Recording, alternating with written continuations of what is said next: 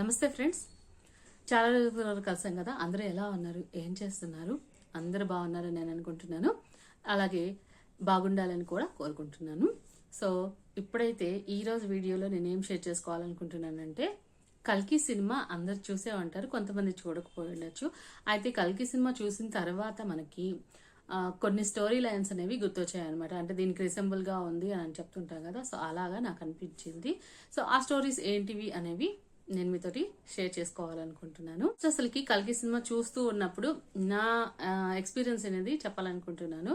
So చూస్తున్నప్పుడు starting లో మనకి కలియుగాంతంలో అందరూ మనుషులు చనిపోయి చాలా తక్కువ మందే ఉంటారు. అలాగే మనకి వాటర్ ఫెసిలిటీస్ కానీ ఏమీ ఉండవు. జస్ట్ ఒక ఎడారి లాగా ఉంటుంది. దాంట్లో ఇనప సామాన్లు ఇవి రెండు మాత్రమే ఉంటాయి కలియుగాంతానికి. సో అప్పుడు జరిగే స్టోరీ ఏంటి అనేది మనకి నేరేట్ చేస్తున్నట్టు ఉంటుంది. సో అది చూస్తే మటుకు నాకు నిజంగా భయం వేసిందండి. నిజంగా నీరు అనేది ఒక చుక్క లేకుండా ఈ విధంగా ఉండాల్సి వస్తుందేమో, కలియుగాంతం అలా ఉంటుందేమో, చాలా భయం వేసింది. ఇంకో విషయం ఏంటంటే, ఇప్పటి వరకు కూడా తెలుగు సినిమాల్లో ఇలాంటి యాక్షన్ అంటే సలార్ ఒకటి చూసుంటాము.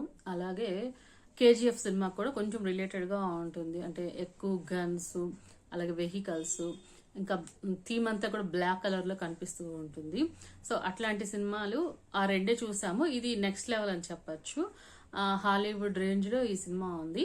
అంటే ఈ జనరేషన్ వాళ్ళకి మహాభారతం గురించి, కృష్ణుడి గురించి, అలాగే ఆ మహాభారతంలో ఏం జరిగింది అనే ఇంట్రెస్టింగ్ ని ఈ సినిమా తెప్పించిందని అనుకోవచ్చు. ఇప్పటి వరకు ఇన్స్టా రీల్స్ లో కానీ వైరల్ అవుతున్నాయి కదా బాగా. ఈ సినిమా చూడాలి అని అంటే ముందు మనం మహాభారతంలోని క్యారెక్టర్స్ ని తెలుసుకొని వెళ్ళాలి, వాటి పేర్లు తెలుసుకొని వెళ్ళాలి అని. సో అలానే ఉంది. ఇప్పుడు పిల్లలకి ఇప్పుడిప్పుడే 1-2 తరగతులు చదువుతున్న వాళ్ళకి మహాభారతం అంటే కొన్ని స్కూళ్ళలో చెప్పుండొచ్చు, కానీ కొంతమందికి తెలియదు. సో వాళ్ళకి ఇంట్రెస్టింగ్ గా ఉంటుందన్నమాట అడుగుతూ. ఇక ఫైనల్ గా నాకు ఈ కల్కి సినిమా చూస్తే ఏ సినిమా లైన్స్ అనేవి గుర్తొచ్చాయో మీతో షేర్ చేసేసుకుంటాను. మొదటిదైతే మహాభారతం కథ అనమాట. సో అదందరికీ తెలిసిందే. శ్రీకృష్ణుడు, అలాగే అశ్వత్థామ, అలాగే కర్ణుడు, అర్జునుడు, ఈ క్యారెక్టర్స్ తోటి ఈ సినిమా అనేది స్టార్ట్ అవుతుంది. సో మనకి మహాభారతం ఆబ్వియస్ గా గుర్తొస్తుంది. అలాగే మనకి ఓల్డ్ పిక్చర్స్ లో మహాభారతం కథలు ఉన్నాయి కాబట్టి సో దాన్ని బట్టి మనకి మహాభారతం కథ అనేది గుర్తొస్తుంది. ఇక సెకండ్ స్టోరీ ఏంటంటే, నేనైతే బుజ్జి క్యారెక్టరైజేషన్ చూసినప్పుడే నాకు అంటే నేను ప్రీ రిలీజ్ ఇంట్లోనే చూసినప్పుడే నాకు చాలా బాగా క్లారిటీగా గుర్తొచ్చింది అనమాట. ఇక థియేటర్కి వెళ్ళిన తర్వాత అది కన్ఫర్మ్ అయిపోయింది.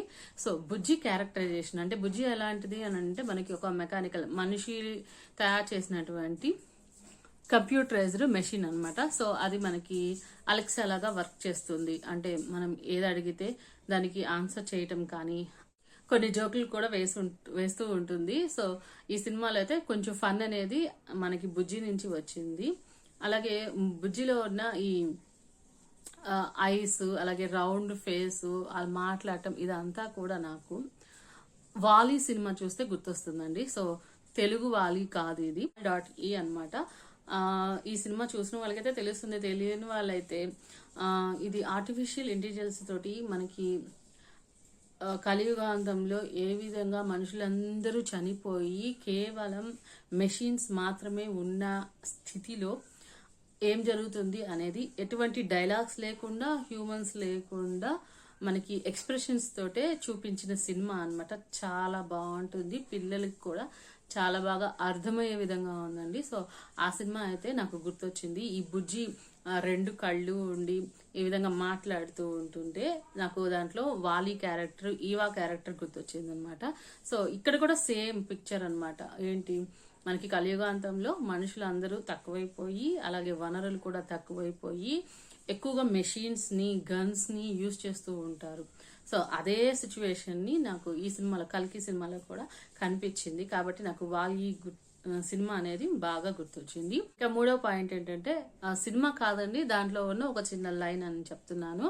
సో మనకి యశోద సినిమా, సమంత గారు నటించారు కదా. సో యశోద సినిమాలో సమంత గారు ప్రెగ్నెన్సీ ఉమెన్ గా, అలాగే ఆ ప్రెగ్నెన్సీని కాపాడుకునే విధంగా ఆ స్టోరీ మొత్తం ఉంటుంది. సో సేమ్ స్టోరీ అనేది నాకు కల్కిలో కనిపించింది. సమంత గారి ప్లేస్ లో మనకి ఇక్కడ దీపికా పదుకునే ఉన్నారు. అలానే దీపికా పదుకునే కూడా ప్రెగ్నెన్సీని కాపాడుకునే విధంగా ఆ బేబీని కాపాడుకోవడానికి ఎలా ట్రై చేశారు అనేది ఈ సినిమాలో మనం చూస్తాము. సేమ్ మనకి యశోదలో ఏ విధంగా ప్రెగ్నెన్సీ ఉమెన్స్ అందరినీ కూడా పోషిస్తూ వాళ్ళ నుంచి సీరంని ఆర్ ఎనీథింగ్ బిజినెస్ చేయాలని అనుకుంటున్నారో, సో అదే సిచ్యువేషన్ ఇక్కడ కూడా ఉంటుందన్నమాట. సో నాకు కల్కి సినిమాలో యశోద మూవీ అయితే క్లియర్ కట్ గా కనిపించింది. ఇక 4వ పాయింట్కి వస్తే, ఈ సినిమాలో మనకి మెయిన్ విలన్ గా కనిపిస్తున్నారు, కానీ అది ఎలా ఉంటుందో తెలియదు ఆ క్యారెక్టరైజేషన్. మన లోకనాయకుడు కమల్ హాసన్ గారు ఈ సినిమాలో సుప్రీం గా కనిపిస్తారు. అతను ఏం చేస్తాడనంటే, ఈ ప్రెగ్నెన్సీ లేడీస్ ఓమ్ నుంచి తీసినటువంటి సీరం ని తను ఇంజెక్ట్ చేసుకుంటూ ఉంటాడు. సో దేనికోసం అంటే, నా ఐడియాలజీ ప్రకారం తను యంగ్గా అవ్వడం కోసము ఆ సీరమ్స్ ని వాటన్నిటిని కూడా ఇంజెక్ట్ చేసుకుంటూ ఉంటాడు. సో సేమ్ ఇదే స్టోరీ లైన్ తోటి మనకి చాలా రోజుల క్రితము రమ్యకృష్ణ గారు ఒక సినిమా చేశారండి. అదేంటంటే నీలాంబరి అని. సో ఈ నీలాంబరి సినిమాలో సీరం కాదు, జస్ట్ అది నాకు అంతగా ఐడియా లేదు, కానీ స్టోరీ లైన్ అంత గుర్తుంది.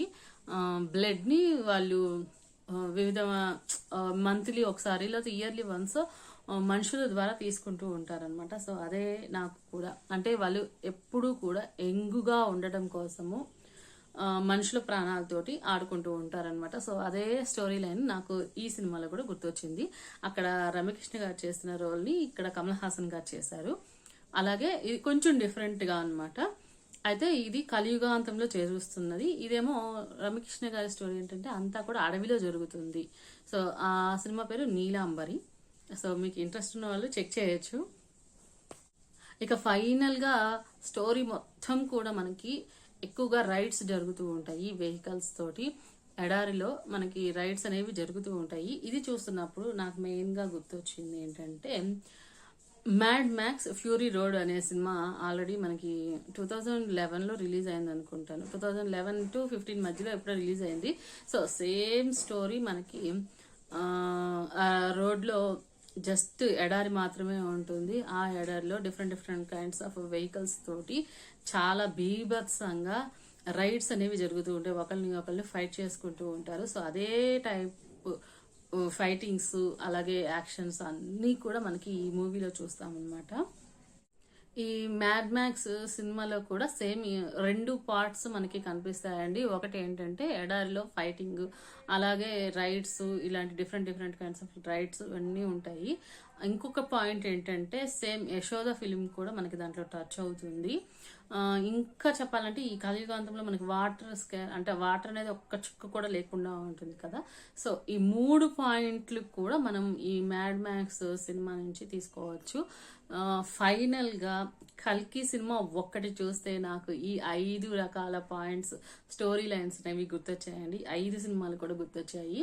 సో ఏది ఏమైనా కానీ మన తెలుగులో ఇంత హై బడ్జెట్ తోటి ప్రభాస్ గారు నటించినటువంటి ఈ సినిమా ఆల్రెడీ హిట్ అయిపోయింది. ఇంకా పెద్ద హిట్ అవుతుందని కోరుకుంటున్నాను. అయితే కల్కి సినిమా చూసిన తర్వాత మనకి ఒక పాయింట్ అనేది గుర్తు రావాలండి. ఎందుకంటే నేను మొదట్లో చెప్పినట్టుగా మనకి ఈ కలియుగాంతంలో వాటర్ అనేది అంతా ఎండిపోయి, అంటే గంగా నది అనేది ఎండిపోయి ఒక చుక్క కూడా నీరు లేకుండా కొన్ని సంవత్సరాల దాకా కూడా వర్షం పడకుండా అంతా ఎడారిగా అయిపోతుంది. ఈ పాయింట్ ఆఫ్ వ్యూలో మనం ఆలోచించినట్లయితే మనం ఇప్పుడు నీటిని ఎంత వేస్ట్ చేస్తున్నామో అర్థమవుతుంది. సో ఫైనల్ గా నెక్స్ట్ జనరేషన్స్ అందరికీ కూడా వాటర్ ఉండవని అర్థమవుతుంది. సో అందుకే అందరూ వాటర్ని సేవ్ చేయాలి. ఇంకా నెక్స్ట్ పాయింట్ ఏంటంటే, నీరు లేకపోతే మనకి పంటలు అనేవి పండవు అనమాట. సో ఈ పంటలు పండకపోవటం వల్ల మనకి ఫుడ్ కూడా చాలా కష్టం అవుతుందండి. అలాగే నాకు వచ్చిన ఒక చిన్న డౌట్ ఏంటంటే, ఈ కలియుగాంతం వరకు కూడా మనము ఉన్నా లేకపోయినా ఈ జనరేషన్ లో మనం ఎక్కువగా ప్లాస్టిక్ ని యూజ్ చేస్తున్నాము. మరి ఈ ప్లాస్టిక్ అనేది నాకు సినిమాలో ఎక్కడ కనిపించలేదు. కేవలం ఇసుక అలాగే ఐరన్ వస్తువులు మాత్రమే చూపించారు. మరి తను రాసుకున్న కథలో ఆ విధంగా ఉంది కాబట్టి అలా డైరెక్ట్ చేశారని అనుకుంటున్నాను. ఇక దీంట్లో ఇంకొక ముఖ్యమైన పాయింట్ ఏంటంటే, శంబలా నగరాన్ని చూపించారండి. సో ఆధ్యాత్మిక అంటే స్పిరిచువల్ గా ఉండే వాళ్ళకి శంబలా నగరం గురించి చాలా డీటెయిల్స్ తెలిసే ఉంటాయి. అయితే శంబల నగరం అనేది ఎప్పుడు కూడా చాలా గ్రీనరీగా, చాలా ప్రశాంతంగా, చాలా ఆహ్లాదకరంగా ఉంటుంది అని నేనైతే విన్నాను. ఈ సినిమాలో మటుకు అలా చూపించలేదండి. సో అది కూడా అక్కడ కూడా నీళ్ళు అనేవి లేకుండా కొన్ని సంవత్సరాలు వర్షం అనేది పడకుండా ఉండి వాళ్ళు ఎదురు చూస్తూ ఉన్నట్టు, కల్కి కోసం, ఆ జననం కోసం ఎదురు చూస్తున్నట్టు, అలాగే నీటి కోసం ఎదురు చూస్తున్నట్టు కనిపిస్తుంది. అక్కడ ఉన్న ఒక పెద్ద మహావృక్షం కూడా ఆఖరికి చనిపోయింది అని చెప్పేసి తేల్చేస్తారనమాట. మరి అది ఎంతవరకు కరెక్ట్ అనేది తెలియదండి. సో నేనైతే అది కాదు అనుకుంటున్నాను. జస్ట్ కల్పించి అలా రాశారనుకుంటున్నాను. ఇక దీంట్లో అమితాబ్ బచ్చన్ గారు, అలాగే విజయ్ దేవరకొండ, ఇంకా మిగతా నటీనటులు అందరూ కూడా ఉన్నారు. సో అది నెక్స్ట్ కల్కి 2లో ఏ విధంగా కనిపిస్తారు అనేది మనకి చాలా ఇంపార్టెంట్. ఎందుకంటే దీంట్లో మనకి జస్ట్ ఇంట్రడక్షన్ మాత్రమే ఇచ్చారు. సో మిగతా సీన్స్ అనేవి, అంటే మిగతా స్టోరీ లైన్ అనేది మనకి కల్కి 2లోనే కనిపిస్తుంది. మరి ఇంతకీ మీరు కల్కి సినిమా చూసారా? చూస్తే మీకు ఈ సినిమాలు గుర్తొచ్చాయా, లేదా ఇంకేదన్నా స్టోరీ లైన్స్ గుర్తొచ్చాయా? నాతో కామెంట్ సెక్షన్లో షేర్ చేసుకోండి. టోటల్గా కల్కి సినిమా మీద నా రివ్యూ అయితే ఇదండి. సో ఓవరాల్గా సినిమా అయితే చాలా బాగుంది. అయితే ఈ చాలా రకాల సినిమాలో ఉన్న పాయింట్స్ అన్నీ కూడా కలిపి ఒకటిగా చేసినట్టుగా అనిపించింది. సో డైరెక్షన్ పార్ట్ అయితే బాగానే ఉంది. ఏది ఏమైనా కానీ సినిమాలో చూపించే కల్పితమైన గాథలు కాకుండా ఒరిజినల్గా ఉండేటటువంటి మహాభారతం, రామాయణాన్ని పిల్లలకి చూపించాలి, తెలియజేయాలని కోరుకుంటున్నాను. అలాగే ఈ వీడియో చేసినందుకు చాలా చాలా థ్యాంక్స్ అండి. Bye bye.